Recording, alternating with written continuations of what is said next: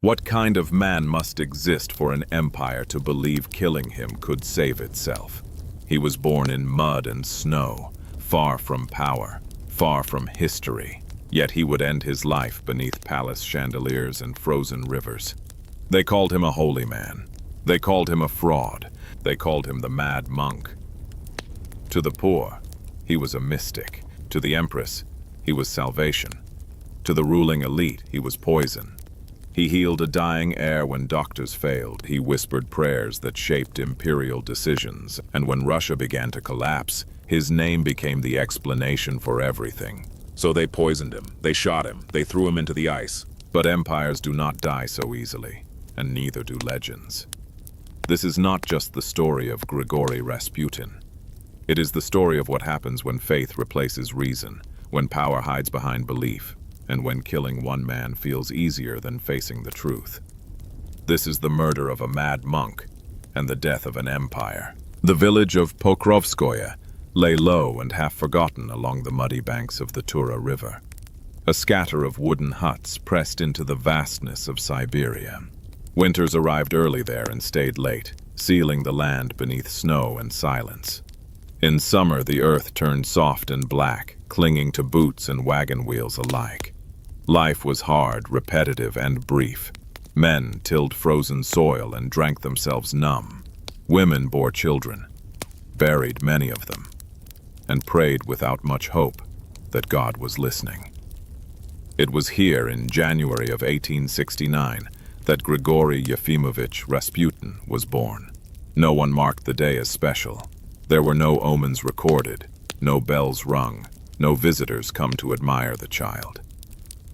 His father was a peasant farmer and sometime postal driver, known for his temper and his drinking. His mother, worn by childbirth and labor, had already lost several children before Grigori learned to walk. Death was an ordinary presence in Pokrovskoye. It took children in their sleep and adults in accidents, illness, and despair. Survival itself was a modest triumph. From an early age, Grigori stood apart. He was restless, unruly, and prone to fits of brooding silence, followed by sudden outbursts of laughter or rage. Villagers whispered that there was something wrong with him. Some said he had bad blood. Others said he saw things that weren't there. He drank too much, fought too easily, and stole when it suited him. As a young man, he earned a reputation as a troublemaker, lazy, crude, and dangerously unpredictable. Yet even then, there were contradictions. Grigori could pray for hours, swaying before icons with tears streaking his dirt-streaked face. He spoke about God with an intensity that unsettled listeners. His eyes, dark, heavy-lidded, and oddly luminous, seemed to bore into those who met his gaze. Women, in particular, felt watched, judged, and strangely drawn in all at once. In Siberia, religion was not a refined institution. It was raw, mystical, and deeply emotional. Faith blended easily with superstition. Holy men wandered from village to village, claiming visions, healing powers, or divine insight. Some were frauds, some were sincere. Many were both. The line between madness and sanctity was thin, and in places like Pokrovskoye, it was rarely questioned. Rasputin's life might have ended there, as another drunken peasant buried beneath frozen ground, had something not shifted within him around the age of 28. Accounts differ on what caused it. Some say he was shaken by a vision of the Virgin Mary. Others claim a brush with arrest or violence frightened him into repentance. Rasputin himself spoke vaguely of divine calling, of sin so heavy it nearly crushed him, and of salvation found only through suffering. What is certain is that he abandoned his village, his wife, and his children, and set out on foot as a pilgrim. For months, then years, Rasputin wandered across Russia, visiting monasteries, holy sites, and isolated religious communities. He slept in barns, begged for food, and prayed obsessively. Along the way, he encountered radical sects and wandering mystics who rejected the rigid authority of the Orthodox Church. These groups believed salvation came not through obedience, but through humility, suffering, and total surrender to God's will. Some embraced extreme asceticism. Others believed sin itself could bring one closer to divine grace. Rasputin absorbed everything. He learned how to speak the language of faith in a way that bypassed doctrine and struck directly at emotion. He listened closely to people's fears and reflected them back as prophecy. He cultivated an image of holy simplicity, barefoot, unwashed, uneducated, while sharpening an instinctive understanding of human weakness. He did not quote scripture with scholarly precision. He felt it, embodied it, performed it. By the time he returned briefly to Pokrovskoye, villagers barely recognized him. He was thinner, more intense, his beard wild and his eyes burning with conviction. Some mocked him, others knelt for his blessing. Rasputin did not stay long. Word of the strange Siberian pilgrim spread beyond the villages, carried by monks, priests, and travelers. In religious circles, he became known as a starets, a holy man, though unofficial and unordained. Such figures had long held influence in Russian spiritual life, often commanding more loyalty than bishops or church officials. Their power came not from rank, but from perceived closeness to God. It was this reputation that carried Rasputin westward, toward the great cities of Russia. When he arrived in St. Petersburg in 1903, the capital of the empire, he was an anomaly. The city glittered with European sophistication. Opera houses, salons, uniforms heavy with gold braid. Aristocrats discussed philosophy over French wine. Court officials navigated power through etiquette and lineage. And into this world stepped a barefoot peasant from Siberia. At first, Rasputin was little more than a curiosity. Religious intellectuals invited him to speak, intrigued by his raw spirituality and unconventional manner. Some dismissed him immediately as a fraud. Others were unsettled by how deeply he affected listeners. Women wept openly during his prayers. Men reported strange feelings of calm, dread, or revelation after speaking with him. Crucially, Rasputin found patrons, members of the clergy and minor nobility, who believed Russia was losing its spiritual soul. They saw in him a living symbol of authentic faith, untouched by modern cynicism. Through these connections, he gained access to increasingly influential circles. All the while, Russia itself stood on the edge of catastrophe. The empire was vast, unequal, and fragile. Peasants starved while aristocrats lived in obscene luxury. Industrialization brought unrest, strikes, and revolutionary ideas. The disastrous Russo-Japanese War humiliated the nation and exposed the incompetence of its leadership. In 1905, protests erupted into open rebellion, shaking the foundations of autocratic rule. At the center of this storm stood the imperial family, isolated, anxious, and profoundly unprepared. The emperor was a gentleman, ill-suited to absolute power. He believed deeply in his divine right to rule, yet recoiled from decisive action. His wife, the empress, was intelligent, proud, and increasingly withdrawn from society. She clung desperately to faith as Russia seemed to crumble around her. Most devastating of all was the secret that haunted the imperial household. Their only son, the heir to the throne, suffered from a life-threatening blood disorder. A simple bruise could turn fatal. A fall could mean death. Doctors were helpless. Each episode brought terror, guilt, and unbearable strain. It was into this atmosphere of fear and spiritual desperation that Rasputin entered the imperial orbit.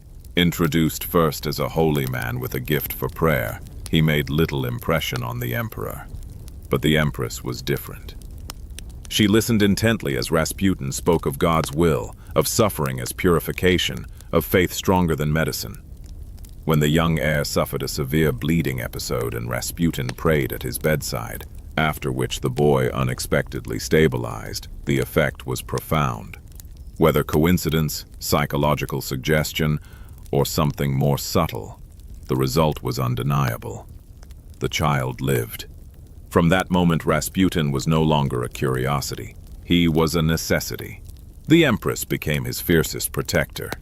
She believed he had been sent by God to save her son and, by extension, Russia itself. Rasputin's crude manners, his peasant speech, his disregard for court etiquette, all were reframed as signs of holy authenticity. Those who criticized him were enemies of faith, traitors to God's plan. For Rasputin, the transformation was complete. The man who had once trudged barefoot through Siberian snow now walked the gilded halls of imperial palaces. Ministers sought his favor. Courtiers feared his influence. Behind closed doors, decisions of state began to bend around his perceived approval. His rise was meteoric, improbable, and deeply resented. Yet Rasputin never truly belonged to the world he had entered. He drank heavily, frequented prostitutes, and behaved scandalously in public. Rumors multiplied of orgies, corruption, manipulation, and blasphemy. Some were exaggerated, others were undeniably true.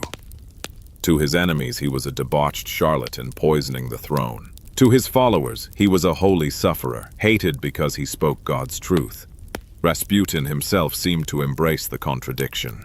He spoke openly of sin and salvation as inseparable, of falling so that God might lift one higher. He made no effort to reform his behavior.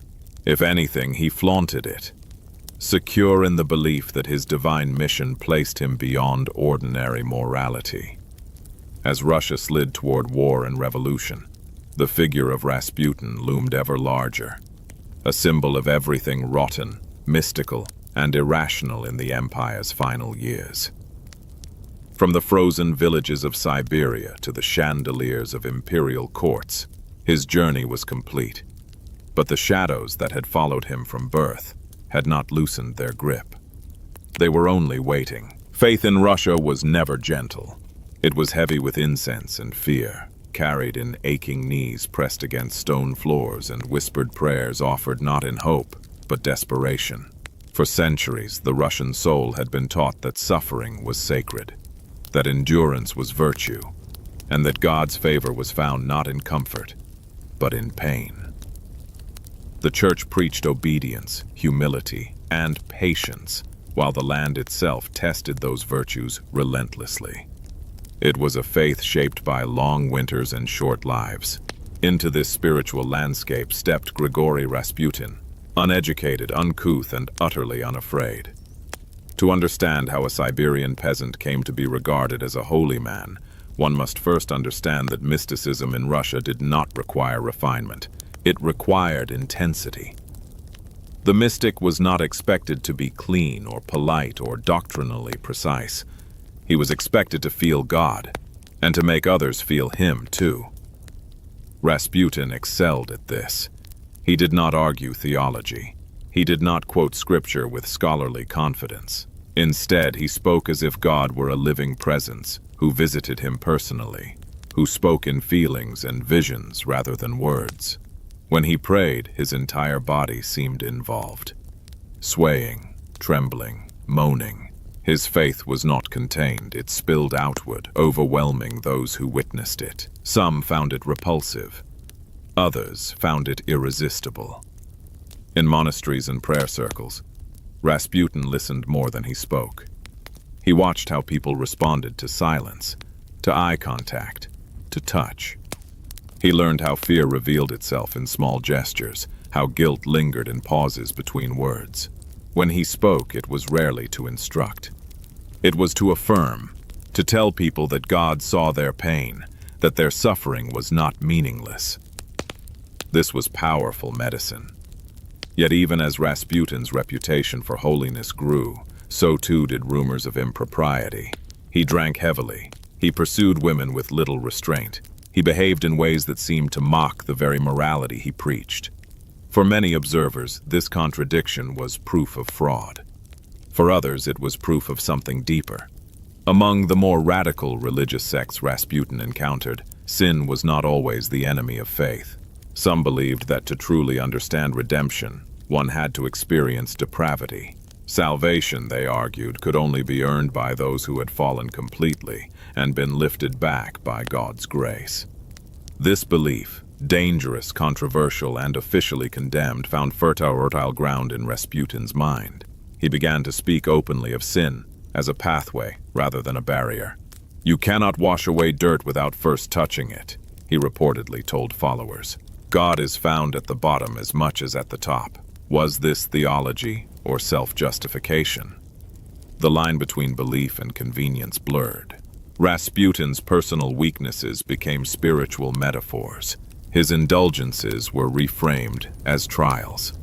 His excesses became evidence of divine struggle. The more he sinned, the more necessary his repentance appeared, and the more compelling his image as a mystic became. Critics accused him of deliberate manipulation. They claimed he used religion as camouflage, that he understood precisely how scandal enhanced his mystique. A holy man who lived cleanly was respectable. A holy man who walked openly through temptation and survived was legendary. Rasputin never clarified which interpretation was correct.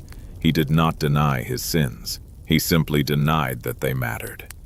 As his influence expanded, so did the contradictions surrounding him. Women, many of them educated, noble, and devout, sought his counsel. Some left his presence convinced they had been spiritually healed. Others left disturbed, ashamed, or confused by the intimacy of his prayers. Stories spread of inappropriate touching disguised as blessing, of confessions that ended in embraces, of spiritual guidance that crossed into something far more physical. Supporters insisted these were lies spread by jealous enemies. Opponents insisted they were only the surface of deeper corruption. The truth, as ever, was difficult to separate from rumor. What cannot be denied is that Rasputin possessed a rare and dangerous gift. He made people feel chosen. In a society rigidly structured by class, where birth defined destiny, Rasputin spoke as if God's favor ignored rank entirely. A servant could be closer to God than a general. A sinner might be dearer to heaven than a saint. This message was intoxicating. To those alienated by formal religion, Rasputin represented authenticity. To those suffocating under social expectations, he offered absolution. To those frightened by illness, grief, or political chaos, he offered certainty. An unshakable belief that God was present and active, and that he, Rasputin, could interpret his will. Whether he believed this himself is the central mystery. Some contemporaries insisted Rasputin was a conscious fraud, a man who understood the mechanics of belief and exploited them shamelessly. They pointed to his strategic alliances, his sudden appearance at moments of crisis, his uncanny ability to say exactly what people needed to hear. Others argued the opposite, that Rasputin genuinely believed he had been chosen, that his ego had fused with faith so completely that deception no longer required intent.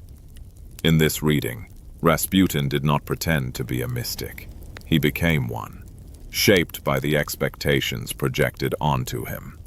Both explanations may be true. Mysticism, after all, does not require dishonesty. It requires conviction. As Rasputin's fame spread through religious and aristocratic circles alike, the institutional church grew uneasy. He was untrained, unofficial, and uncontrollable.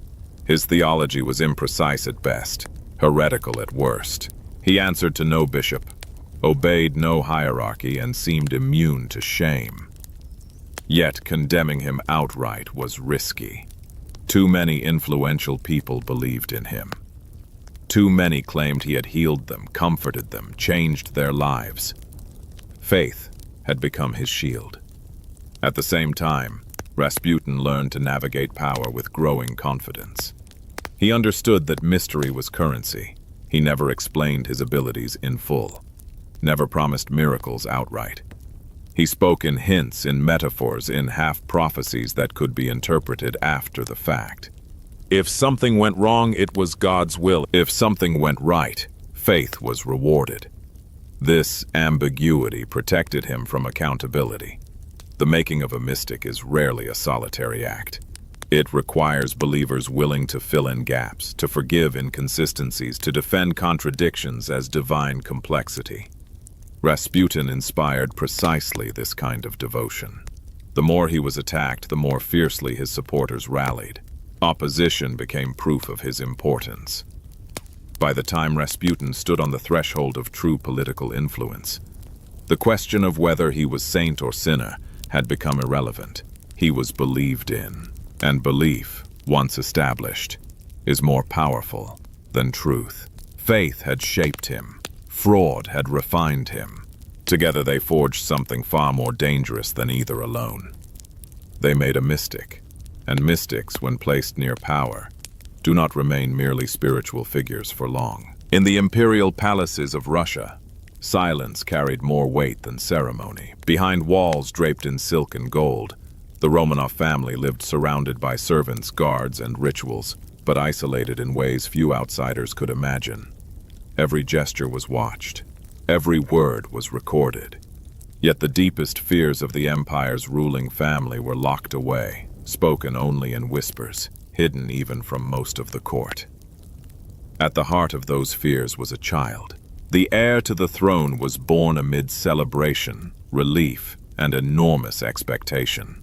Bells rang across the empire. Te Deums were sung in cathedrals. After 4 daughters, Russia finally had its future emperor. But joy soon gave way to dread. Bruises appeared where there should have been none. Bleeding refused to stop. A minor fall became a life-threatening crisis. Doctors whispered a diagnosis they could not cure. The disease was a sentence handed down quietly, without appeal. The child's blood would not clot. Any injury, no matter how small, could kill him. Surgery was impossible. Medicine was helpless. The future of the dynasty rested on a boy who could not run, fall, or play like other children. For the Empress, the knowledge was unbearable. She blamed herself. The illness had come through her bloodline, inherited silently, invisibly. Guilt wrapped itself around her faith until the two became inseparable. She prayed obsessively, desperately, clinging to God not as comfort, but as necessity. If the child lived, it would be because God willed it. If he died, it would be her punishment.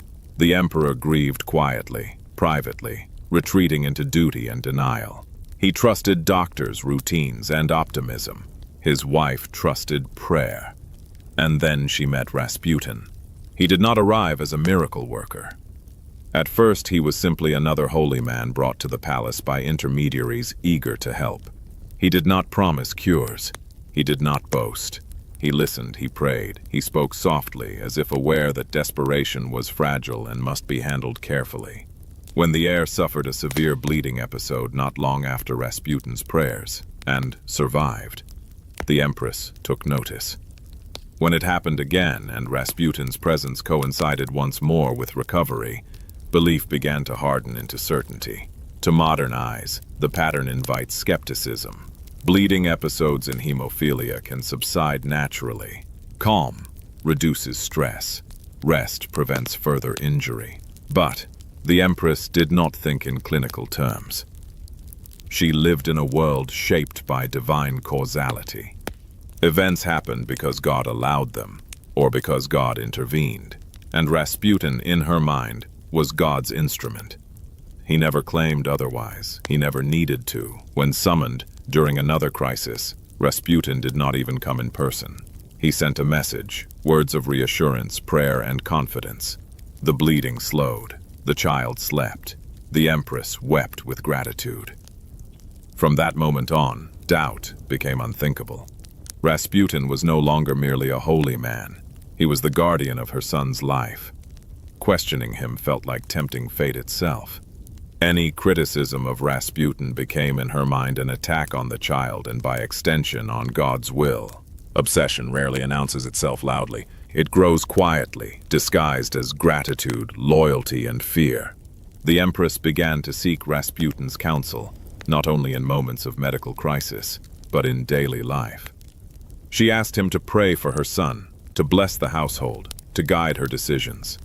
She shared her anxieties, her loneliness, her belief that the world was hostile and unclean.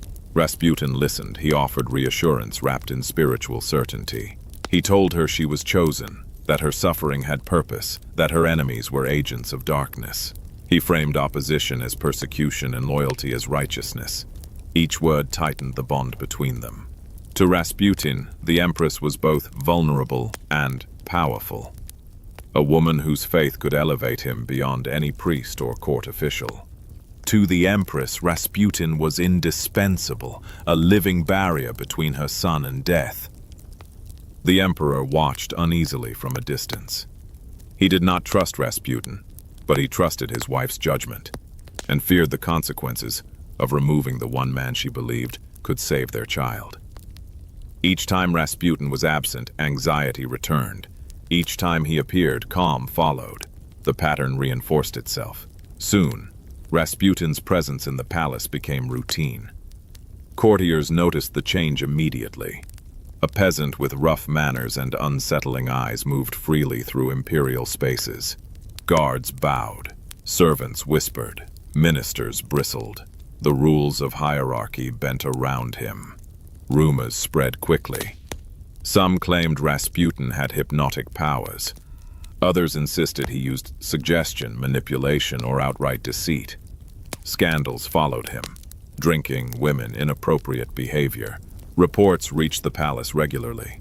The Empress dismissed them all. She believed Rasputin's enemies sought to destroy him because he stood between Russia and divine judgment. Each accusation only deepened her loyalty. She became his shield, defending him fiercely, isolating herself from those who questioned his influence. Her letters grew more fervent, more unbalanced. She spoke of Rasputin as a man sent by God, of his prayers as essential to Russia's survival. She urged her husband to trust him, to heed his advice, to protect him at all costs. Faith had become fixation. Meanwhile, Rasputin grew bolder. He understood his position was unique and fragile. His power rested entirely on the Empress's belief, so he reinforced it carefully. He spoke often of the heir's vulnerability, of unseen dangers, of how stress and fear worsened the boy's condition. He discouraged doctors who challenged him. He advised rest, isolation, prayer. Ironically, some of his guidance was genuinely beneficial. Fewer invasive treatments meant fewer bleeding triggers. Calm environments reduced risk. His insistence on quiet likely saved the child more than any mystical force. But in the Empress's mind, cause and effect were inseparable. Rasputin prayed. The child lived. That was enough. As the empire staggered under political strain and war loomed, Rasputin's influence extended beyond the nursery. The Empress sought his opinion on appointments, dismissals, and policy. She believed God spoke through him, not in detailed instructions, but in impressions, warnings, and intuitions. The Emperor, away at military headquarters, received her letters urging him to listen, to trust, to obey God's chosen servant. Rasputin had become more than a healer. He was a conduit between faith and power. To those outside the palace, this was intolerable. Ministers feared him, nobles despised him, clergy resented his authority, newspapers hinted at corruption and madness. Satirical cartoons depicted him as a demon whispering in the Empress's ear. Inside the palace, none of it mattered. The child still lived. And as long as he lived, Rasputin was untouchable. Obsession does not require constant presence. It requires belief reinforced by fear. Every illness renewed the Empress's devotion. Every recovery validated her faith. The cycle fed itself relentlessly. By the time the empire began its final descent, Rasputin was no longer merely tolerated at court. He was essential to its emotional survival. But faith built on fear is unstable, and when the healer becomes inseparable from the illness he wards against, destruction is never far behind. Power rarely announces itself openly. It moves first as rumor, as implication, as a lowering of voices when a name is spoken. Long before Rasputin's influence could be measured in appointments or policies, it was felt in corridors, salons, and drawing rooms, where courtiers paused mid-sentence, where servants exchanged looks, where letters were written in cautionary tones. Something was wrong at the heart of the empire, and Rasputin's name kept surfacing. At first, the whispers were vague. A peasant holy man had unusual access to the empress. He prayed with her privately. He was summoned at odd hours. These things alone would have raised eyebrows, but they might have faded into obscurity had Rasputin behaved like a conventional mystic. He did not. He drank heavily in public taverns, surrounded by admirers and hangers-on. He boasted crudely, cursed freely, and spoke of his closeness to the throne without restraint. He accepted gifts, favors, and influence as if they were his due. Women flocked to him, some drawn by faith, others by curiosity, others by something darker and less definable. Stories multiplied rapidly. Some claimed Rasputin seduced women under the guise of spiritual purification.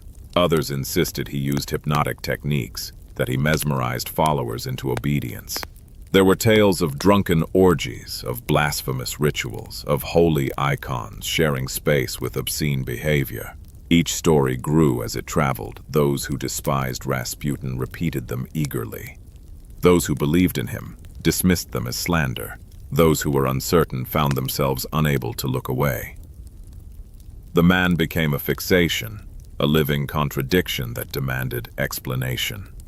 In a society already rotting from inequality and repression, scandal was fuel. The press, though censored, learned to speak in insinuation. Newspapers hinted at an unholy influence near the throne. Satirical journals published caricatures of a wild-eyed monk looming over the imperial couple. Though names were sometimes omitted, everyone knew who was meant. Rasputin became shorthand for decay. For the nobility, his presence was an insult. Centuries of lineage and etiquette were reduced to irrelevance by a man who could barely write his own name.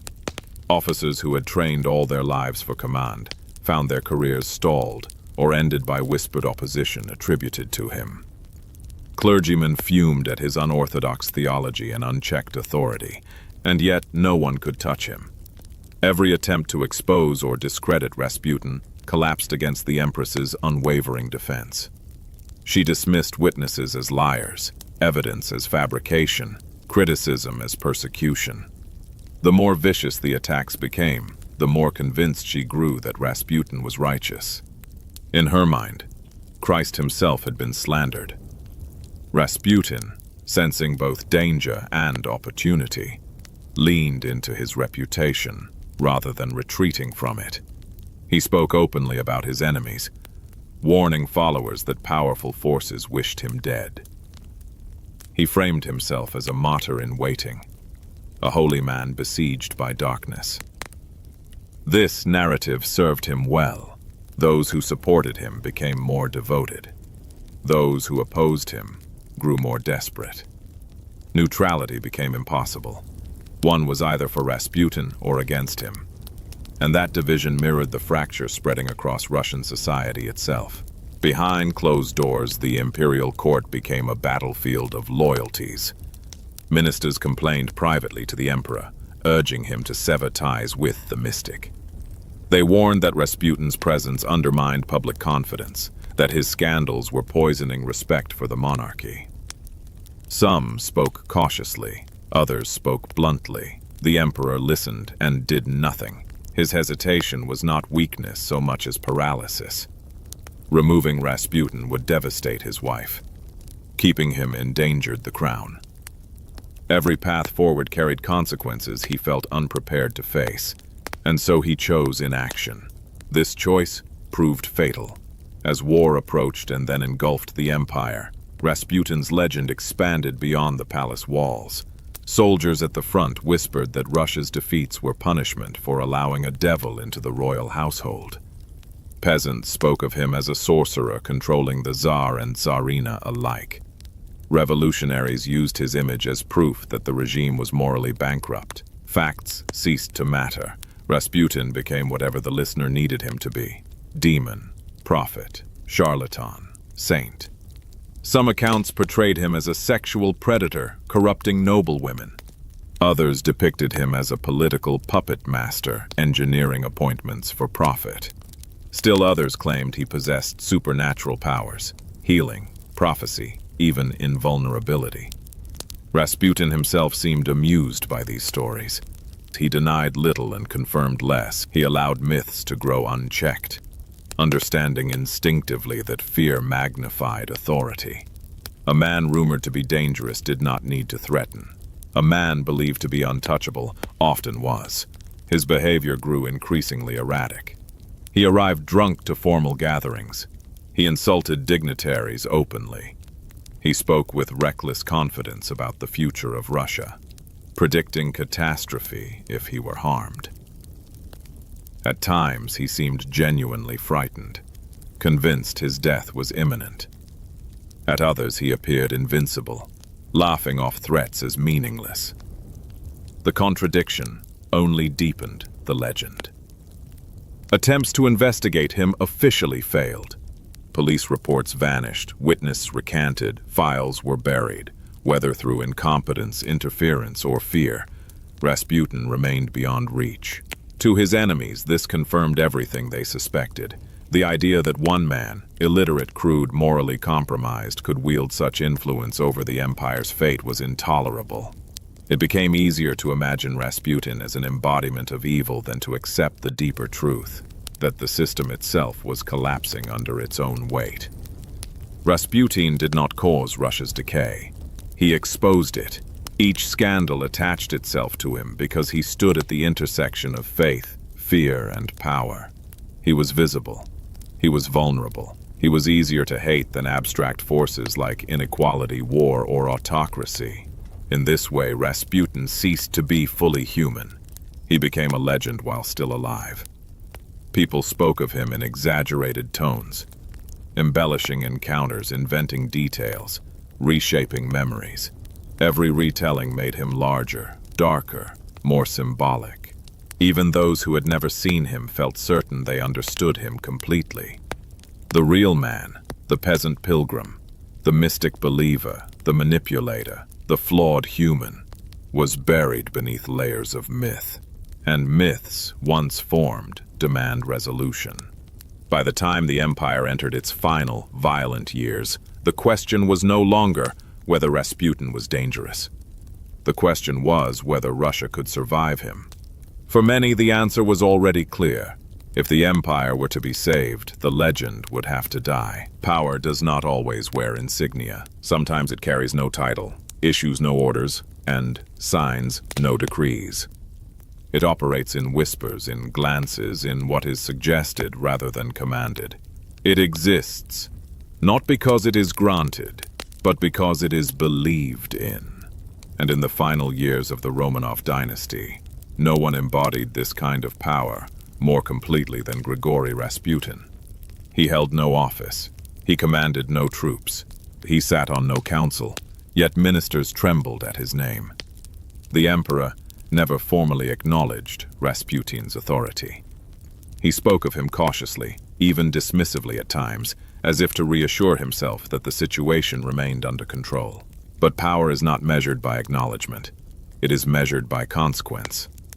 And when Rasputin spoke, consequences followed. They did not follow immediately. They arrived indirectly, wrapped in letters from the Empress, in sudden shifts of favor, in inexplicable dismissals and appointments that defied logic and experience. The machinery of the empire still functioned on paper. In reality, it had begun to rot. The Romanov court had always been insulated from the nation it ruled. Tradition, ritual, and distance separated the rulers from the ruled. But under the strain of war, revolution, and internal collapse, that insulation became isolation. The emperor retreated further into duty and routine. The empress retreated into faith and fear. Into that vacuum stepped Rasputin. The empress trusted him absolutely. Her letters to the emperor grew increasingly insistent, urging him to heed Rasputin's words, to follow his guidance, to recognize God's will speaking through him. She framed political decisions in spiritual terms, describing ministers as good or evil, not based on competence but loyalty to Rasputin. To oppose Rasputin was to oppose God. The emperor, stationed far from the capital during the war, received these letters daily. They arrived heavy with emotion, conviction, and urgency. He did not share his wife's fervor, but he feared her despair. More than that, he feared being responsible, directly or indirectly, for the loss of their son. And so he listened. Rarely did Rasputin issue explicit instructions. He did not need to. His influence lay in recommendation, in disapproval, in silence. A minister praised by Rasputin flourished. One criticized by him soon found himself sidelined, transferred, or dismissed. Official explanations were vague. The pattern, however, was unmistakable. This created a court atmosphere thick with anxiety. Men of experience and intelligence found themselves outmaneuvered by a man who could barely articulate policy. Loyalty replaced competence. Fear replaced debate. Decision-making slowed, then warped, then broke entirely.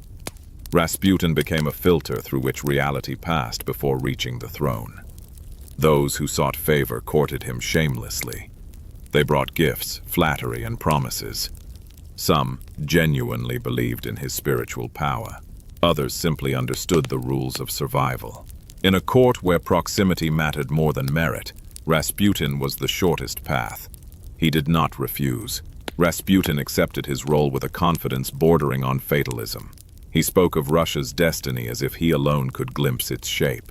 He warned of catastrophe if his counsel was ignored. He predicted disaster if he were harmed. At times, his advice was surprisingly sound. He opposed war, warning that it would destroy the empire. He urged moderation, rest, and restraint. But his reasoning was never strategic. It was mystical, emotional, personal. When his guidance aligned with good policy, it was coincidence. When it did not, the damage was severe. The Romanovs, already ill-equipped to govern in crisis, grew increasingly dependent on intuition masquerading as divine insight. Public confidence collapsed. Outside the palace, rumors hardened into belief. The idea that Russia was ruled by a peasant mystic became common currency.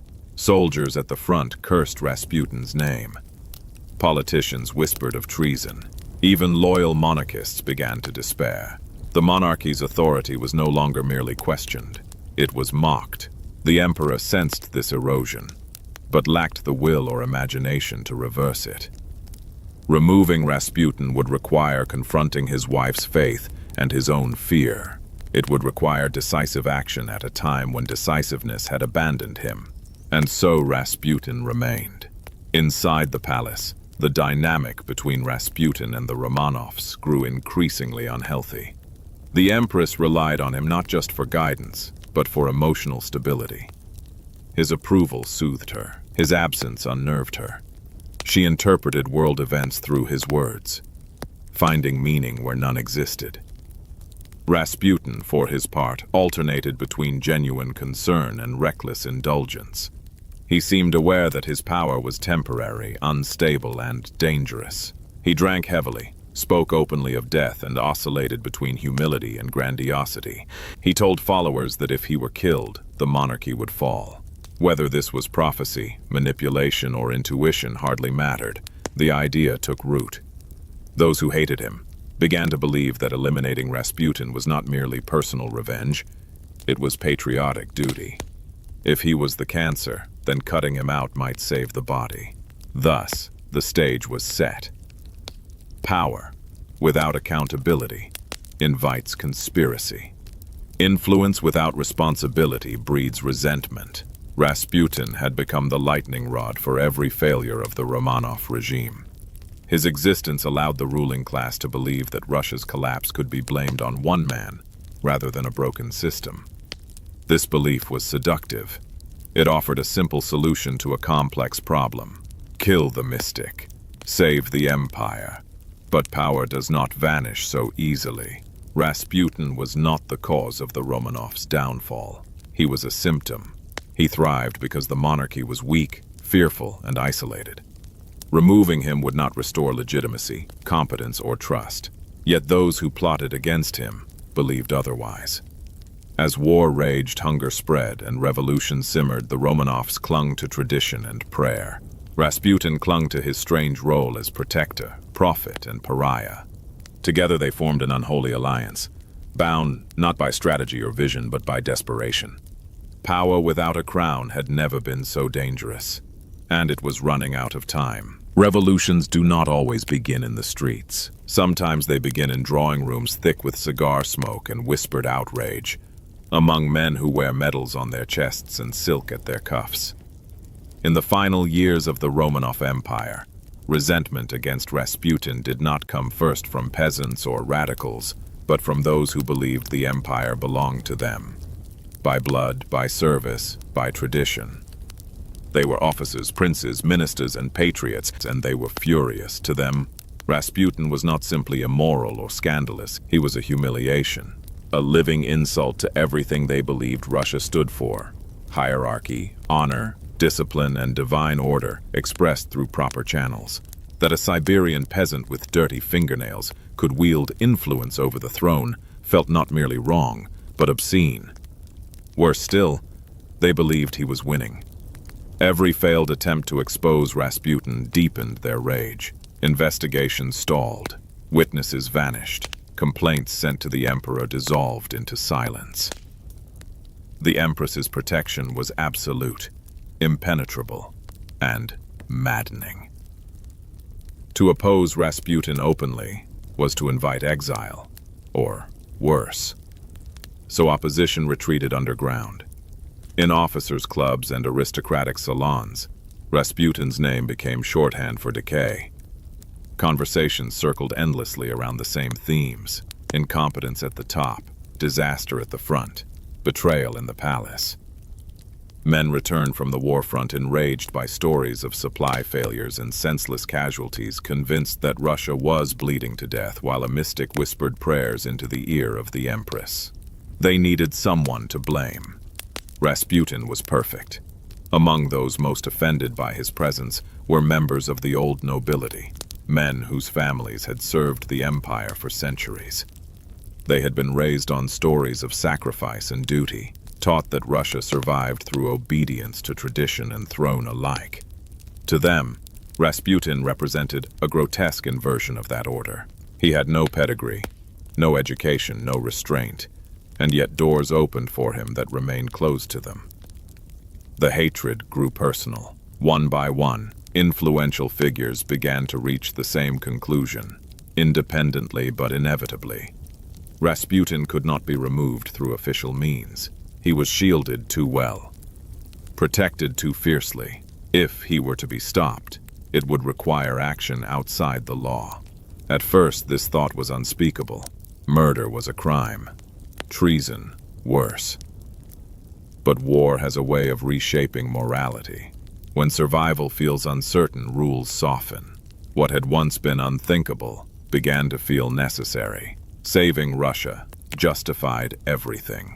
Among the most determined of Rasputin's enemies was a young aristocrat of immense wealth and impeccable lineage, Felix Yusupov. To society, he was charming, eccentric, and fashionable. To those who knew him well, he was restless, theatrical, and deeply humiliated by Rasputin's influence. Yusupov had met Rasputin. The encounter left a lasting impression, one of disgust, fascination, and wounded pride. Rasputin's coarse manners and unsettling confidence offended Yusupov's cultivated sensibilities. Yet there was something else too, a sense that Rasputin saw through him, that the mystic's gaze stripped away titles and wealth to reveal raw human weakness. Yusupov never forgave that. He became obsessed with Rasputin, reading everything written about him, collecting rumors, replaying conversations in his mind. Over time, his personal revulsion merged with political conviction. Rasputin was not merely offensive, he was dangerous. Allowing him to live, Yusupov concluded, was a betrayal of Russia itself. Others shared this view. Military officers resented Rasputin's perceived interference in appointments and strategy. Politicians blamed him for instability and public ridicule. Even members of the imperial family whispered anxiously about the damage he was doing to the dynasty's reputation. One of them, a close relative of the emperor, moved cautiously but decisively into the circle of opposition. Grand Duke Dmitry Pavlovich. Young, well-connected, and deeply loyal to the crown, he believed Rasputin's influence endangered the monarchy he loved. Unlike revolutionaries, these men did not want to destroy the system. They wanted to save it from itself. In their conversations, Rasputin became less a man than a force. They spoke of him as a poison seeping through the palace, a parasite feeding on imperial weakness. The language they used mattered. It stripped Rasputin of humanity and reframed violence as surgery, a necessary excision. As the circle widened, a new tone entered the discussions. Urgency. War was going badly. Morale was collapsing. Protests simmered in the cities. Each day Rasputin lived felt like another day lost. The conspirators convinced themselves that time was running out, and that only they had the courage to act. Yet doubt lingered. What if Rasputin truly possessed power? What if killing him unleashed chaos rather than preventing it? Some recalled his ominous warnings, that if he were murdered by nobles, the royal family would not survive long after. Superstition warred with resolve. In the end, hatred proved stronger than fear. The conspirators reassured one another with logic and patriotism. Rasputin was no mystic. He was a fraud. His prophecies were manipulation. His power rested on illusion. Remove the illusion, and the empire might yet stabilize. They told themselves this often. Plans were discussed in fragments at first, then in detail. Locations were considered. Timing debated. They knew Rasputin was unpredictable, heavily guarded at times, reckless at others. He drank, wandered, trusted easily. He believed himself protected. That belief would be used against him. What united the conspirators was not a shared ideology, but shared desperation. They came from different backgrounds, held different views, but were bound by a single conviction. Rasputin's death was necessary. And necessary deaths in their minds were not crimes, they were sacrifices. Outside their elegant rooms, Russia continued to unravel. Food shortages worsened, strikes intensified, soldiers muttered openly about betrayal.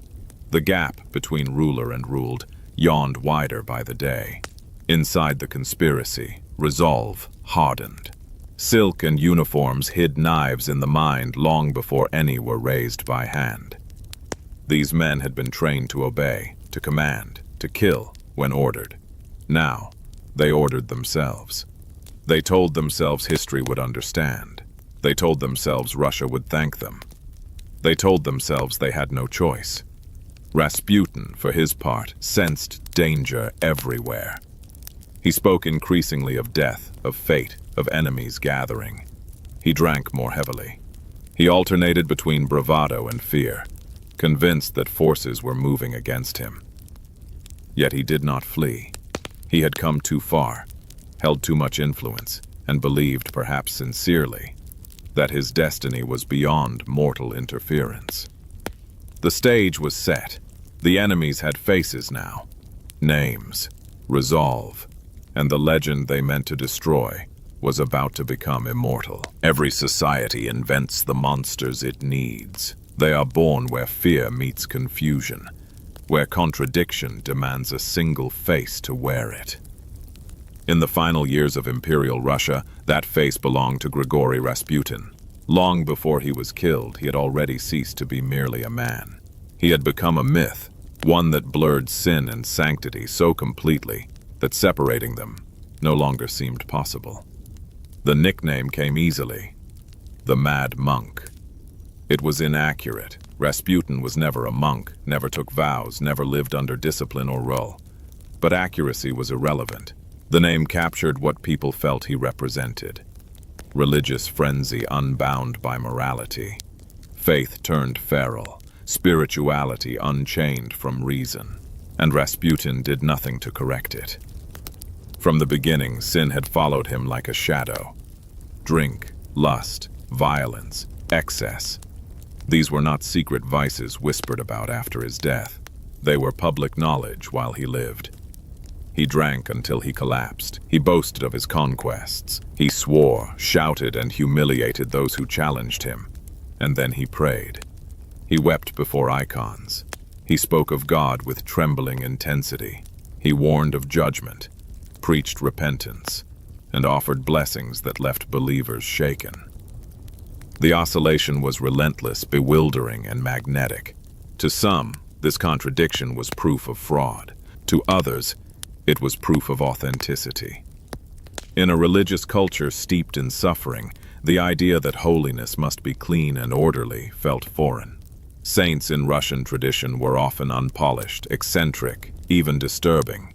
They were closer to God precisely because they existed at the margins of normality. Rasputin fit this archetype perfectly. He did not deny his sins. Instead, he integrated them into his theology. Rasputin spoke often of salvation as a cycle rather than a state. One sinned, repented, fell again, and rose again. Each fall deepened humility. Each rise strengthened faith. To remain sinless, he suggested, was not holiness. It was spiritual stagnation. This belief, whether sincerely held or opportunistically framed, served him well. It allowed him to excuse behavior that would have destroyed a conventional holy man. It transformed scandal into testimony. Each accusation became evidence of his struggle against darkness. Each indulgence became a trial allowed by God. Those who believed in him found comfort in this message. If Rasputin, so flawed, so visibly human, could still be favored by God, then salvation felt accessible to anyone. Those who hated him found it revolting. To them, Rasputin's theology was nothing more than moral anarchy dressed in scripture, a convenient doctrine invented to justify appetites. They accused him of leading souls astray, of weaponizing forgiveness to escape accountability. The debate itself fed the myth. As stories circulated, Rasputin's sins grew larger than life. Each retelling added new details, darker motives, more grotesque imagery. He was said to conduct orgiastic rituals, to corrupt women under the pretense of blessing them, to mock sacred symbols while indulging every vice imaginable. Some of these stories were fabrications, others were exaggerations. A few were disturbingly close to the truth, but in the public imagination, nuance vanished. Rasputin became the embodiment of excess, sexual, spiritual, and political. His very existence seemed to confirm that the empire had lost its moral compass. If such a man could thrive at the heart of power, then something fundamental had gone wrong. The church, torn between condemnation and caution, struggled to respond. Officially, Rasputin was unendorsed, unofficial, suspect. Privately, some clergy feared him, others resented him, and a few admired him. His popularity exposed the church's own failures, its distance from the people, its rigid hierarchy, its inability to speak to raw suffering. Rasputin filled a void. He offered intimacy instead of doctrine, certainty instead of ritual. He touched, listened, prayed, and spoke in a language of emotion rather than theology. In doing so, he bypassed institutional authority entirely. That made him dangerous. As criticism mounted, Rasputin leaned further into his role as a persecuted holy man. He spoke of enemies plotting against him, of darkness gathering, of death looming. He framed opposition not as moral outrage, but as spiritual warfare. In this narrative, he was not corrupt. He was chosen. This belief may have been genuine. By the final years of his life, Rasputin seemed to live inside his own mythology. He spoke of fate with eerie calm, of his death as inevitable, even necessary. He warned that those who harmed him would bring ruin upon themselves and upon Russia. Whether prophecy or self-dramatization, the effect was the same. Fear followed him everywhere. People reported feeling unsettled in his presence, as if something unstable hovered just beneath the surface. His eyes were described as hypnotic, exhausting, impossible to escape. Some felt healed after meeting him.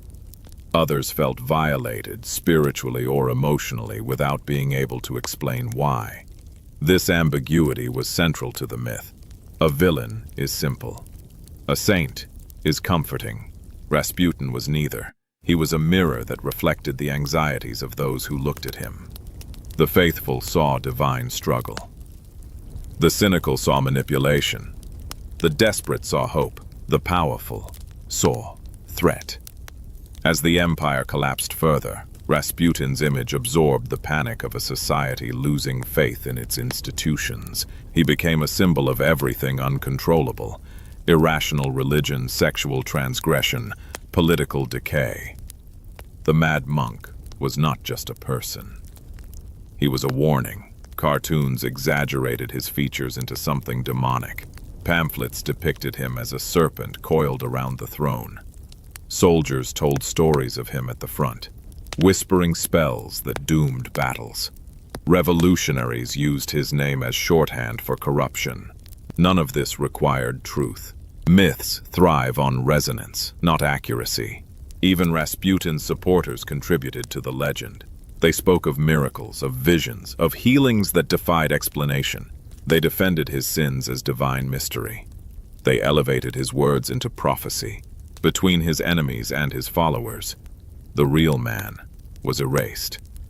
Rasputin the peasant, Rasputin the pilgrim, Rasputin the manipulator, Rasputin the frightened human being. These versions dissolved into something larger and darker, a figure of chaos, a harbinger of doom. And yet, beneath the myth, the contradictions remained unresolved. Was Rasputin a believer who lost control of his own image? A fraud who stumbled into genuine influence? A mystic whose theology excused his worst impulses? Or simply a man onto whom a dying empire projected its sins? History offers no clean answer. What is certain is that by the time his enemies prepared to act, they no longer believed they were killing a man. They believed they were killing an idea that blended sin and salvation so completely that it threatened to consume everything around it. An idea that had come to symbolize the madness of the age.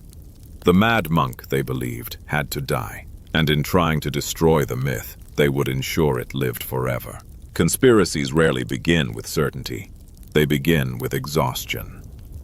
By the winter of 1916, Russia was exhausted in every sense. Militarily, economically, spiritually, the war devoured men faster than the empire could replace them. Food shortages hollowed cities. Faith in the government collapsed into bitterness and mockery. Even those who once believed unwaveringly in the monarchy now spoke in lowered voices about the end. And always, beneath every conversation, Rasputin's name surfaced. Not as gossip anymore, but as diagnosis. The belief that Rasputin had to die did not emerge suddenly. It accumulated slowly, fed by every failed reform, every humiliating military setback, every whispered scandal that reached the front lines. For those closest to power, it became easier to imagine that one man's removal might halt the collapse than to confront the truth that the entire system was already beyond saving. In salons warmed by firelight and resentment, the question was no longer if Rasputin should be killed. It was how. The men who gathered around this idea did not see themselves as criminals. They saw themselves as custodians of history. Aristocrats raised on duty, officers trained for sacrifice, princes who believed the empire's fate rested in their blood. They told themselves they were acting not out of hatred, but necessity. Rasputin had become an obstacle to Russia's survival. At the center of these discussions stood Felix Yusupov, restless, wealthy, and obsessed. His palace, one of the grandest in Petrograd, became both sanctuary and staging ground. Yusupov moved easily between worlds. High society, military circles, and rumor-filled undercurrents where outrage fermented into action. Unlike others, Yusupov did not merely despise Rasputin from afar. He fixated on him. He replayed their encounters in his mind, analyzing Rasputin's words, his gaze, his confidence. He convinced himself that Rasputin was not only corrupt, but mocking, aware of his untouchable status and amused by the desperation of those who opposed him. That belief hardened into something personal. Around Yusupov gathered men who shared his conclusion, if not his temperament. Among them was Grand Duke Dmitry Pavlovich, close to the imperial family, and deeply alarmed by the damage Rasputin was doing to the dynasty's reputation. For Dmitry, the issue was not moral outrage. It was existential fear. If Rasputin remained, the monarchy would fall. If the monarchy fell, Russia would collapse into chaos. Others joined quietly. Officers, politicians, men whose names would later surface in testimonies and rumors. Each brought justification. Each brought resolve. None brought doubt openly. They spoke in absolutes. Rasputin was a traitor. Rasputin was a German agent. Rasputin was poisoning the Empress's mind. Some of these claims were speculative. Others were demonstrably false. But in the closed logic of conspiracy, evidence mattered less than belief, and belief was overwhelming. The practical problem remained. Rasputin was difficult to reach. He was unpredictable, often drunk, sometimes guarded, sometimes not. He trusted easily, yet sensed danger everywhere. He moved between apartments, taverns, and the palace, leaving few patterns behind. But Rasputin had weaknesses. He loved attention, he loved admiration, and he trusted those who flattered him, especially if they came from the aristocracy. To Rasputin, noble interest confirmed his own importance. If princes sought his company, then his power was real. Yusupov understood this instinctively. He decided that the invitation would be the weapon. The plan at first was vague. Lure Rasputin into a controlled space, isolate him, kill him quietly, dispose of the body. The details were debated endlessly. Poison was considered elegant. A gun felt crude. Each method carried risk. What united the conspirators was certainty about one thing: Rasputin must not survive. They rehearsed conversations, anticipated reactions, imagined contingencies. Each planning session reinforced the illusion of control. Murder, when discussed abstractly, feels manageable. It becomes a problem of logistics rather than morality. Still, unease lingered. Rasputin's reputation for survival haunted them. Stories circulated that he could not be killed, that poison failed against him, that bullets could not stop him. Rational men scoffed at such superstition, and then fell silent, unsettled by how often those stories were repeated. Rasputin himself seemed to sense the tightening circle. He spoke increasingly of fate and betrayal. He warned friends that aristocrats wanted him dead.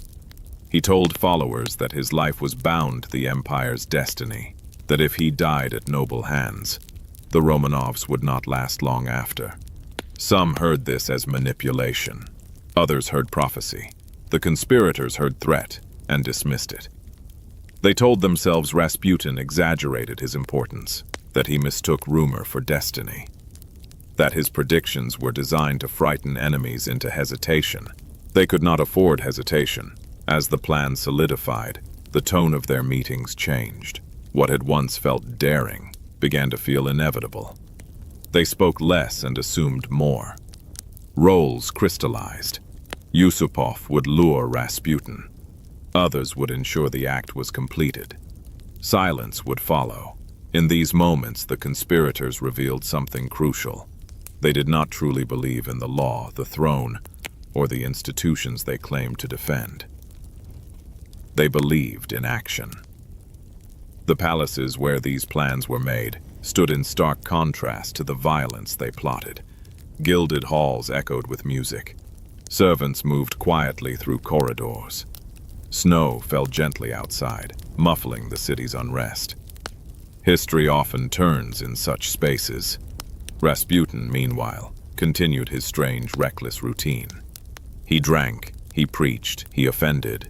He reassured the Empress in letters thick with mystical certainty.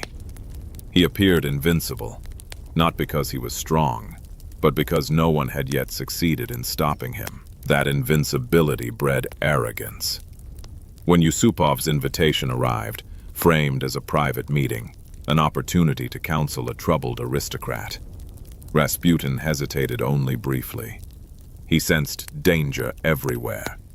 But he also believed himself chosen, protected, essential, and, perhaps at some level, he was tired. The night approached with the weight of inevitability. None of the men involved slept well. None backed out. Each told himself this was the final necessary act before order could be restored. They were wrong. But certainty, once hardened, rarely listens to doubt.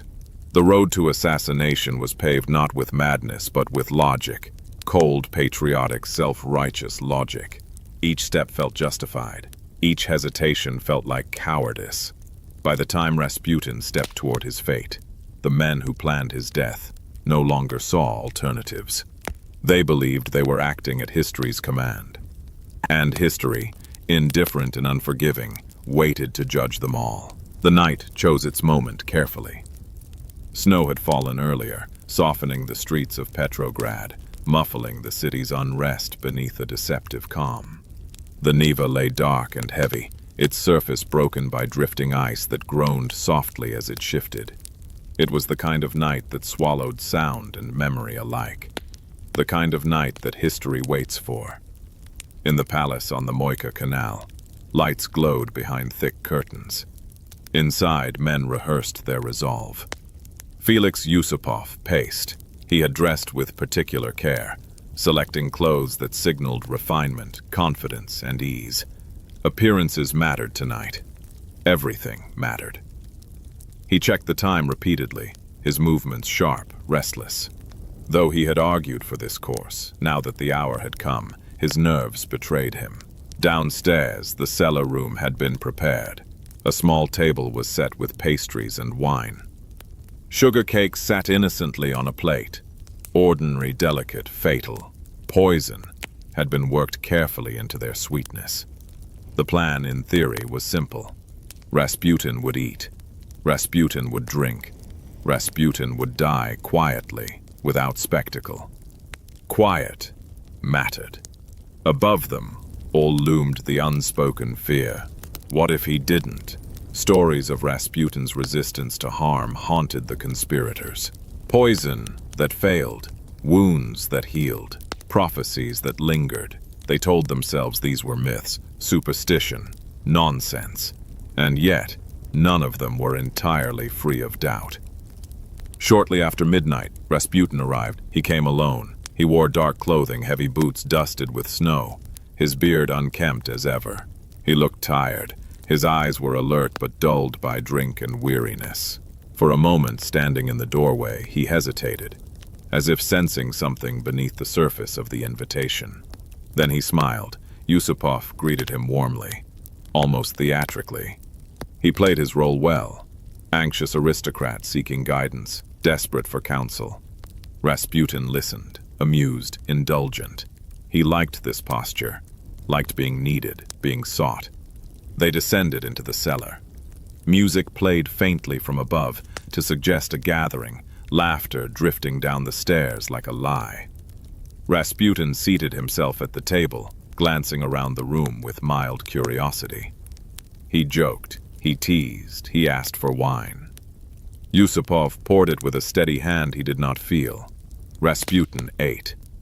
He reached for the cakes casually, remarking on their sweetness, their richness.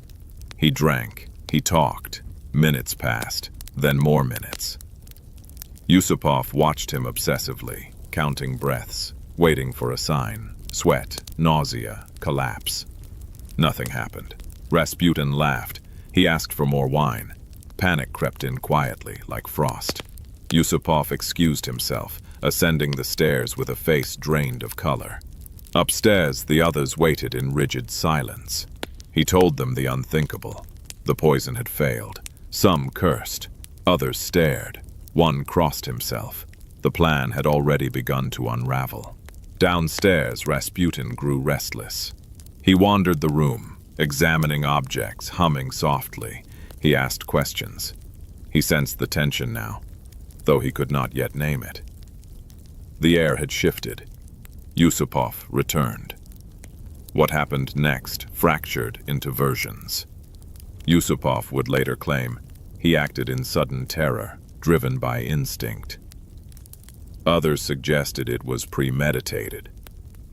What is certain is that the gun appeared, and that a shot rang out in the enclosed space. Rasputin fell. He collapsed backward, blood spreading darkly across the floor. For a moment, everything stopped. The conspirators descended cautiously, staring at the body as if expecting it to move. They believed it was over. Relief flooded the room, shaky and premature. They spoke in hushed voices, debating next steps. Some suggested immediate disposal. Others urged caution. Rasputin lay still, his eyes closed, his breathing imperceptible. Then, he moved. The movement was sudden and violent. Rasputin's eyes opened. He groaned, then rose with terrifying determination. Blood soaked his clothing, but he stood, staggering toward Yusupov with a look of rage and betrayal that would haunt him for the rest of his life. Chaos exploded. Rasputin lunged for the stairs. Someone screamed. Another shot rang out, then another. Bullets tore into flesh, wood, air. Rasputin stumbled, fell, rose again. The stories diverge here, exaggerated by fear and memory, but one truth remains. He did not die easily. He reached the courtyard. Snow swallowed his blood as he collapsed again, the cold already stealing warmth from his body. More shots followed. This time, he did not rise. The men stood over him, breathless, shaken, staring at what they had done. But certainty still eluded them. They approached cautiously, kicking the body, checking for signs of life. Someone struck him. Someone fired again. At last, they were convinced. Rasputin was dead. They wrapped his body hurriedly, awkwardly. The night had begun to feel hostile, watchful. Any delay increased the risk of discovery. They carried him through the silent streets toward the river, their boots crunching softly in the snow. At the edge of the Neva, they stopped. The ice groaned underfoot as they dragged the weight forward. With effort and haste, they forced the body through a gap and watched it disappear beneath the black surface, swallowed by water and darkness. For a long moment, no one spoke. The river closed over him as if he had never existed. They told themselves it was finished. They told themselves Russia would wake to a future unburdened. They told themselves they had acted just in time. The city slept on, unaware that one of its most infamous figures lay beneath the ice. His life added in violence and confusion. But death did not bring silence. Within days, Rasputin's body was found, pulled from the river by currents and chance. The story exploded across Petrograd and beyond. Details blurred immediately. Poison, bullets, drowning. Each retelling made the night more monstrous, more theatrical. The myth solidified. Rasputin had been poisoned and survived. Shot and risen, beaten and still fought on. Only ice and water had finally claimed him. The facts mattered less than the impression. That he had been almost impossible to kill. For some, this confirmed he was a demon. For others, that he was a martyr. The Empress was devastated. She raged, mourned, and withdrew further from reality. The Emperor was shaken, horrified not only by the murder, but by the betrayal within his own circle. The conspirators faced exile rather than execution, punished but spared, as if the empire itself hesitated to judge them. History, however, would not hesitate. Rasputin's death did not save the Romanovs. Within months, revolution would sweep them away. The prophecy, real or imagined, would feel fulfilled. Those who had believed that killing one man could save a system would learn how wrong they were. On that night of poison, bullets, and ice, a man died. But the legend was born. And legends, unlike men, do not stay buried. Death did not end Rasputin. It unbound him. When his body was dragged from the Neva, stiff and waterlogged, the empire recoiled, not in relief but in fascination. The man so many had wished dead now belonged to everyone. His corpse became a canvas onto which fear, guilt, triumph, and dread were projected. The details mattered less than the image. A holy man murdered by aristocrats. A peasant who refused to die quietly. A prophet whose warnings echoed after his heart stopped. The story spread faster than truth ever could. In Petrograd, people gathered in clusters to trade rumors. In taverns and tramcars, they whispered about poison that failed, bullets that did not stop him, water that finally claimed him. Each version grew more elaborate, more supernatural. By the time the tale reached the provinces, Rasputin was no longer human. He was a sign. For the Empress, grief curdled instantly into fury. She refused to believe Rasputin had been simply murdered. She saw conspiracy everywhere, betrayal not only of a man but of God's will. In her mind, his death confirmed everything he had ever told her. That darkness surrounded the throne, that enemies walked freely within the palace, that divine punishment loomed. She shut herself away. Her letters became apocalyptic. She wrote of judgment, of blood, of destiny turning against Russia. She demanded justice, though her voice had lost what authority it once possessed. The man she trusted above all others was gone, and with him went the last illusion of protection. The emperor, confronted with the truth, responded with denial of a quieter kind. He condemned the murder, but could not bring himself to punish it fully. The conspirators were exiled, reassigned, quietly removed from proximity, but spared.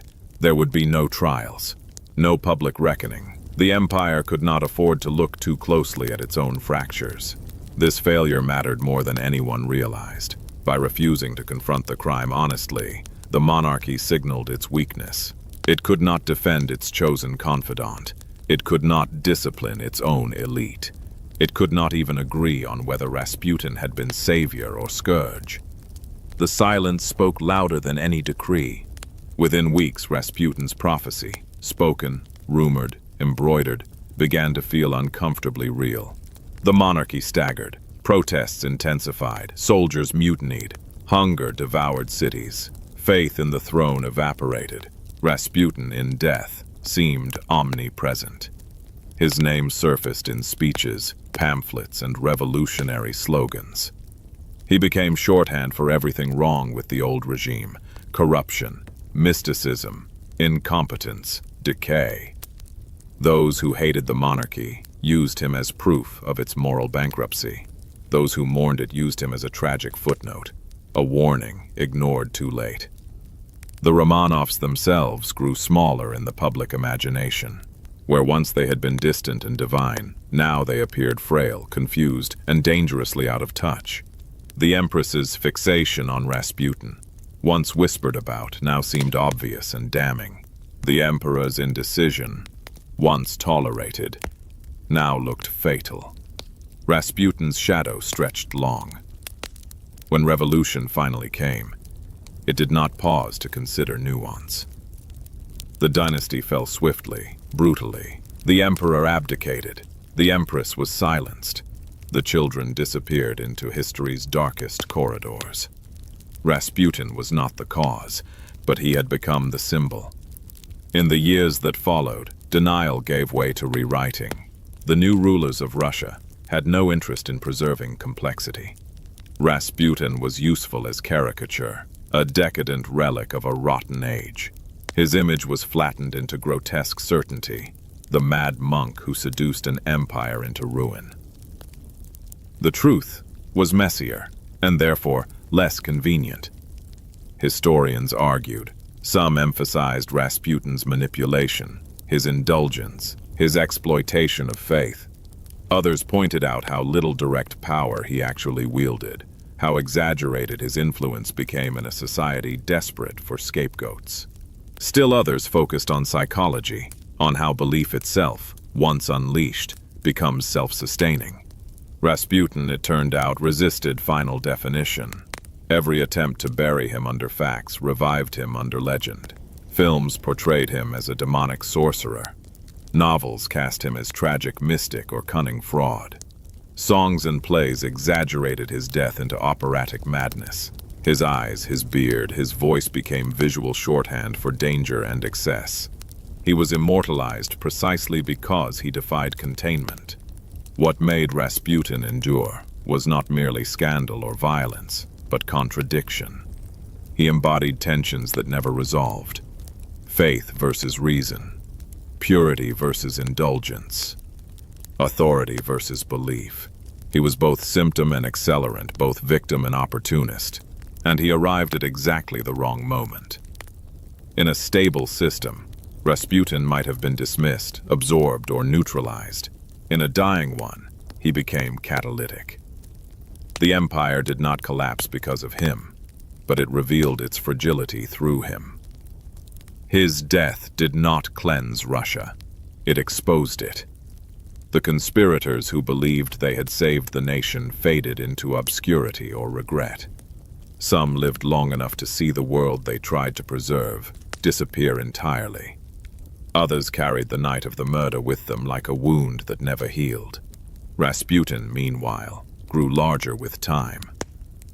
The more Russia tried to forget the Romanovs, the more Rasputin lingered at the edge of memory. An uncomfortable reminder that power is not always rational, that belief can outweigh institutions, and that decay often masquerades as destiny. In the end, Rasputin's greatest legacy was not what he did, but what others believed he represented. He became a mirror held up to a collapsing society, reflecting its fears back at it in monstrous proportions. Killing him did not shatter the mirror. It only fixed the image permanently in place. Death gave Rasputin what life never could: permanence. He remains a warning whispered across generations, that when faith replaces accountability, when denial replaces action, and when myths are allowed to govern reality, no empire is safe. Not even one that believes itself chosen by God.